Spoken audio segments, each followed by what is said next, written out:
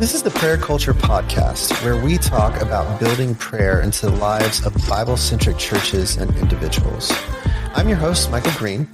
I have a background in missions to the Islamic world, as well as being the founding member of Ep4, a ministry that is dedicated to developing a deep culture of prayer within local churches and communities.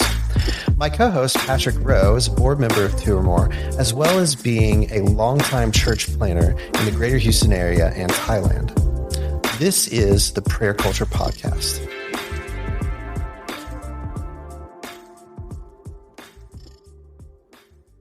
All right, guys. Thanks for joining us again. It's Patrick here with Michael, and we are talking about a topic familiar with anybody who's been involved in any kind of prayer ministry at all, which is this dilemma of prayer request time always dominating and leaving no time or very little time for actual prayer.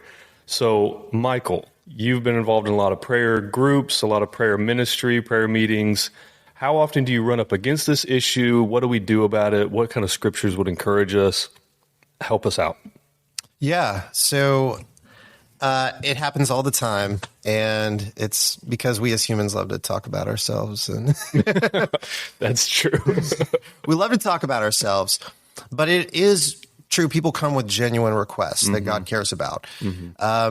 But what ends up happening often is we talk, and this person talks, and that person talks, and then there's very, very little time left to actually pray about it. And there is value in pouring time into prayer. You know, there is value in spending more than 5 minutes in doing it. I think that's super clear in the book of Acts. Like, there's this situation where Peter's in prison and the church has met and they are praying and interceding for Peter, right? Then he gets freed. He comes back. They're still praying for him.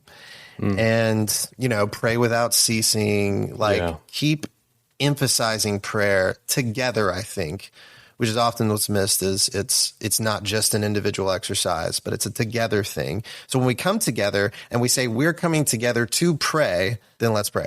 We got to actually do some praying. Yeah.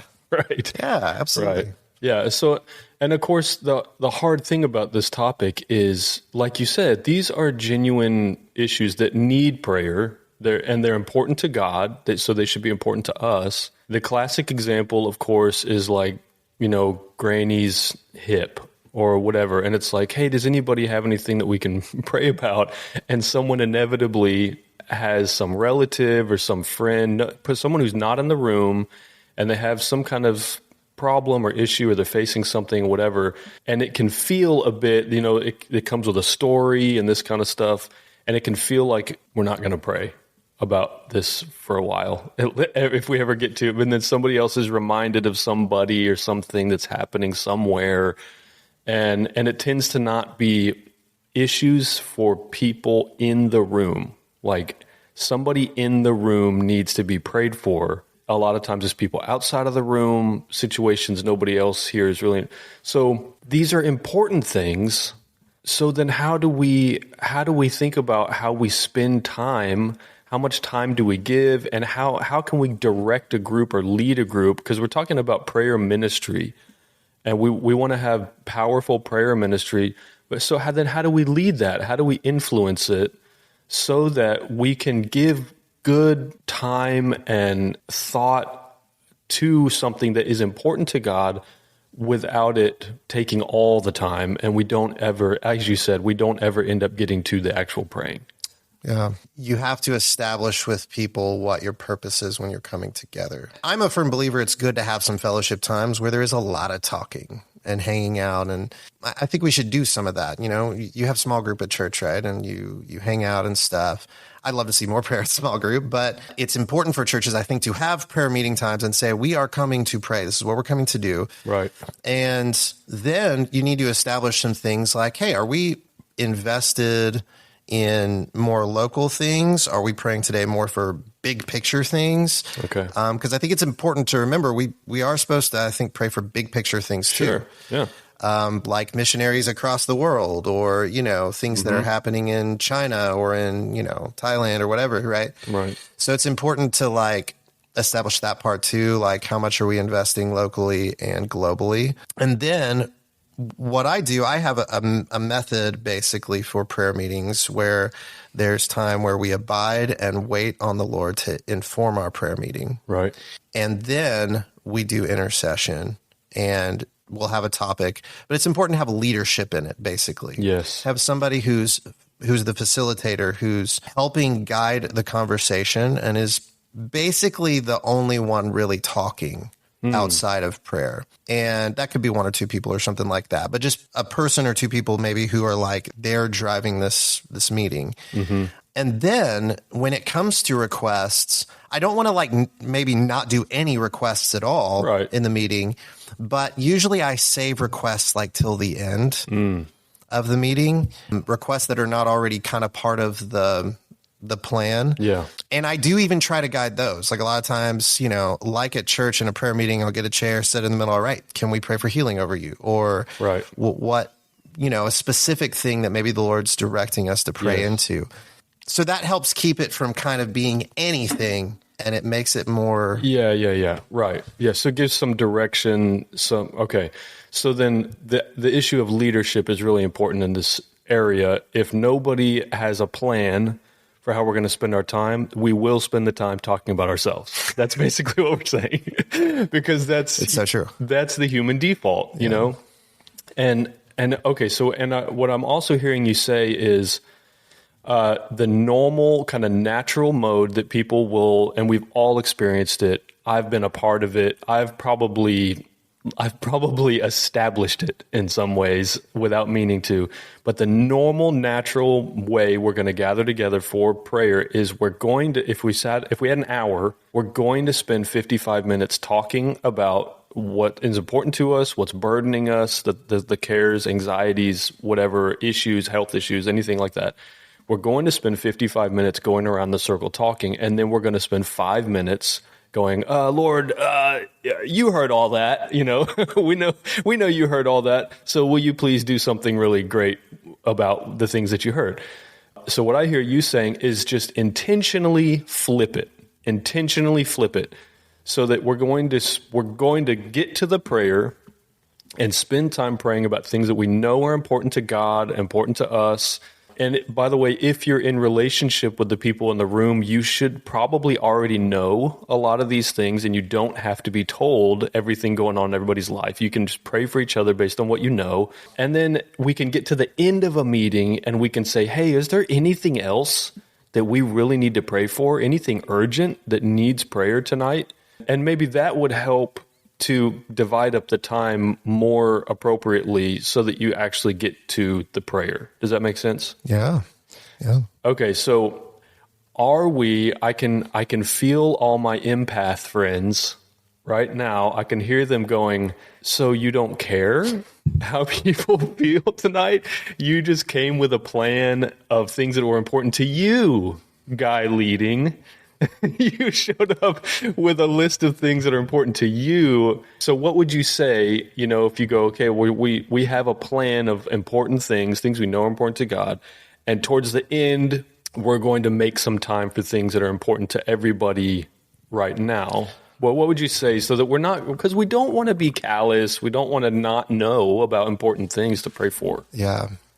So here's a funny thing. Like, I think maybe Paul Miller calls it like conversational prayer or something. But basically what happens is when you start praying, when you first let the Holy Spirit inform, so everybody comes and waits on the Lord, right? We've got music going. People are waiting on the Lord. And then what happens is when we go into the intercession time, sometimes people are kind of staying on a topic or some things that have been said by the leader. Mm-hmm.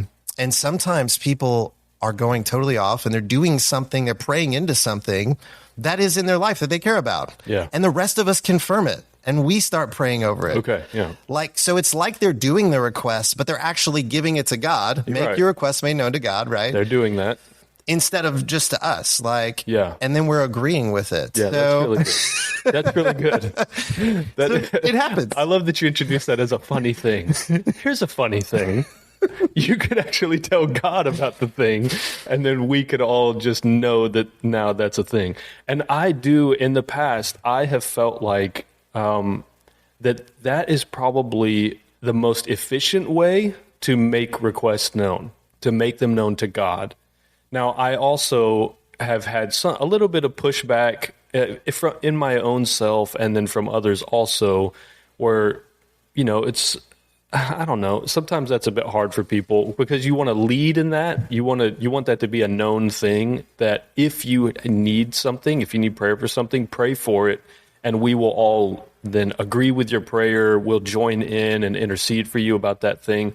But that can feel sometimes to people kind of like, oh, okay, so you don't want me to tell you, you just want me to pray about it. And I know that can be a bit odd for some people, but maybe just because it's not normal for them. What do you think? Maybe I have no empathy, but I say making your request known to God is way better than me. And when you make it known to God with me together, then I know that, and I'm starting to pray into it. So I know I do know some people are nervous about praying for some reason. I don't fully understand that. Because you're you. Because I'm me. But some people are nervous about that. So yeah, of course, like when you're just doing discipleship with people and growing together with people, that's something you want to, they don't have to be like super zealous in how they pray specifically. No, yeah, sure. But over time, you do hope they'll learn how to just pray, like how to just take God's requests, even together in a group, I think. Right. No matter how monotone or passionate it is, Beside the point. So, I don't. I'm sorry. I don't resonate with it. That's okay. That's okay. No. My child's like this, though. Super nervous about prayer. So one of my biggest prayer requests for him has been, Lord, give him boldness to pray. And over time, he's become more accustomed to praying in front of me and the other kids and stuff. So he's getting there, Right. So. And that's every person in a prayer meeting has feelings about prayer, history and experiences and things like that. So my youngest, when he was very little, he was just mimicking. Prayer was just a lot of mimicking. So we would start praying and we would hear him, 3-4 years old, we hear him going, yes. It was the cutest thing in the world, but it's totally sincere, And then he kind of got where he realized, oh, wait, that's not my own natural response. I was just hearing people do that. So then he wasn't doing that, and then he backed off from even wanting to pray out loud at all. And what's amazing is his older brother started to pray. They share a room, and then they started to just pray. When everybody else is out of the room and it's bedtime, they would just pray together. And then if you were outside of the room, you could hear Jude praying just like so comfortably, So he just got kind of discipled by his older brother into feeling more comfortable. He had a space where he felt comfortable praying, and so he's going to grow through that. So I'm sure a lot of this is just people having experience praying, listening to others, learning how to share your requests and those kinds of things. So what we're saying then, it sounds like what we're landing on this issue of, my granny's hip and this kind of stuff. What we're landing on is if we're going to have prayer time, there just has to be somebody in the room who is devoted to protecting prayer time. So somebody is just in charge, and everybody knows I'm not trying to be a jerk. It's not that nobody cares about what you're saying, but somebody has to make sure we actually spend time praying. Otherwise, because just talking about things that need to be prayed about has some value. Yeah. It has burden-bearing value. Galatians, Paul tells the Galatians to bear one another's burdens, and in this way you're fulfilling the law of Christ. So we're loving one another the way Jesus tells us to, just by asking, what do you need? What's burdening you? And somebody can help, they can put that burden on me in a way, and I can help bear that with them just by listening, just by knowing. That has great value. But if we're here to pray, then we need to pray about that thing. So it's about establishing a way that we all understand. If I have something I need to have prayer for, I'm going to make that request known to God, knowing that you all heard it, or I'm going to very succinctly kind of give you enough to go on. And that just takes time to develop that, where everybody understands what's happening and nobody feels slighted or... Yeah, especially it's a little easier when it's like you're at church and you have several different activities, and one of them is this is the prayer meeting. But like with us at house church where it's like discipleship group church thing where there's a couple of different things going on. It's not exclusively a prayer meeting, Right. but we focus on prayer. It's like, okay, then it's transitions that become crucial. Like, how are you introducing the next thing? Like, if we're going into a prayer time and we want to spend a long time in prayer, how are we introducing this next thing, essentially? Right. And that just requires somebody. Again, the context of this is prayer ministry, and so if anybody's listening to this and they're trying to start or they're trying to facilitate prayer ministry, you just have to know there has to be somebody, maybe you, in the room willing to interrupt somebody, willing to say, hey, that I don't, that's, we understand, in the most gracious way you can, to be able to kind of interrupt and say, thank you, for sharing that. We know there's so much going on in your heart, so much swirling around, and it's a burden we want to bear with you. Let's begin to bring it to the Lord. If there's anything we haven't heard yet, make it known to God. We're going to be in agreement with you. And it's not manipulative. Yeah. It's just leadership. And it can be gracious and loving, and you can still honor the person.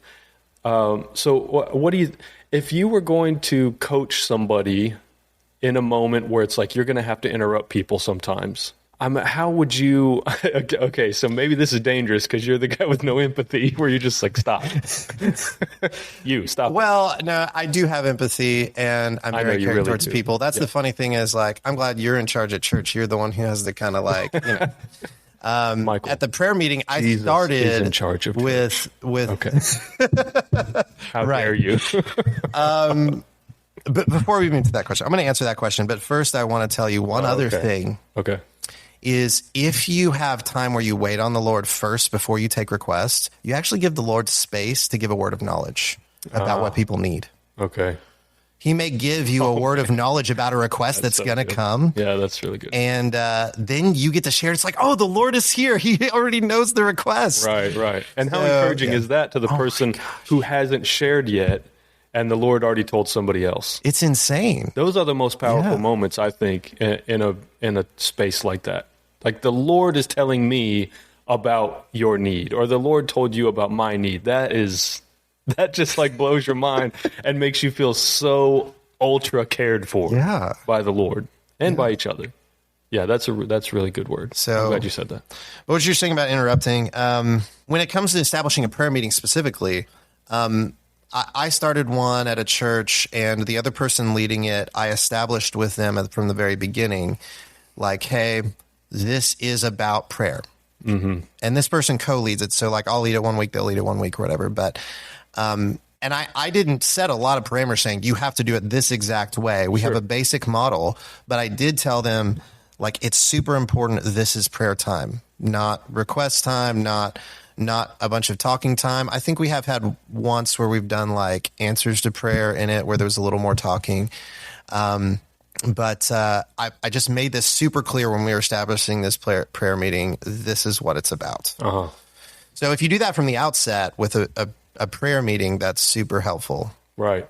Yeah. And so whether it's coaching somebody who's leading, having a plan coming in, things that we already know we're going to pray for that are important to the Lord, having discipling relationships with people so that there's actually burden bearing happening outside of this time. We already know each other's needs. If you're sick, I already knew about it.